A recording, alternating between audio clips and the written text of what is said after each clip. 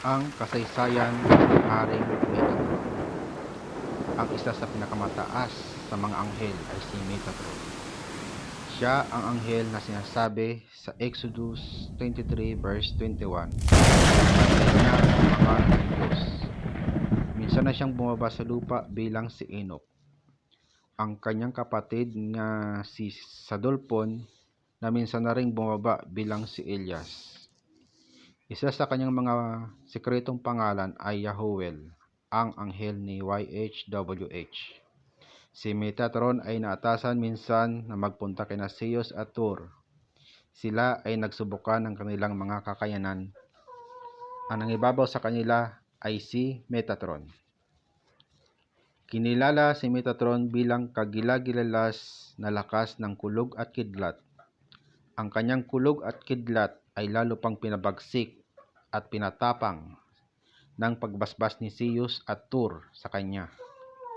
May sariling mundo na tinatahanan si Metatron at ito ay nakapwesto sa ibabang trono ng Microprosopus o Diyos ng Salita, ang Kristo Universal.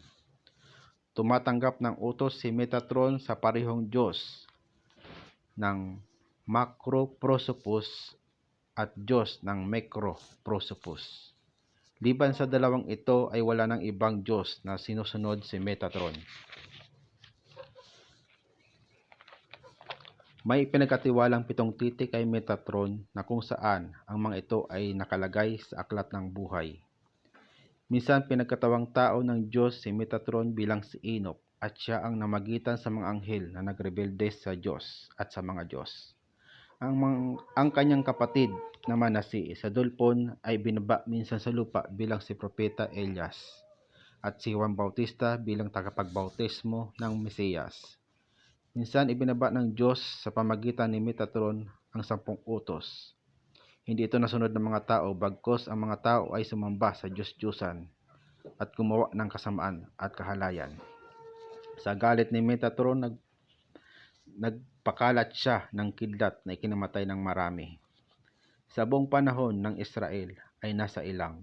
Si Metatron ay sumama sa kanila. Siya ang kausap ni Moises bilang kinatawan ng Diyos upang ang Israel ay maligtas mula sa pag-alipin sa Ehipto at magkaroon ng bagong buhay sa lupang ipinangako. Si Metatron ngayon ay nakahimpil sa kanyang sariling mundo, naghihintay ng atas mula sa kanyang Diyos upang gawin ang anumang ipagawa sa kanya. Maraming salamat po sa inyong panonood ng aking video. Maraming Please salamat like po sa and inyong follow po panonood. at comment po. Bye-bye. Thank you.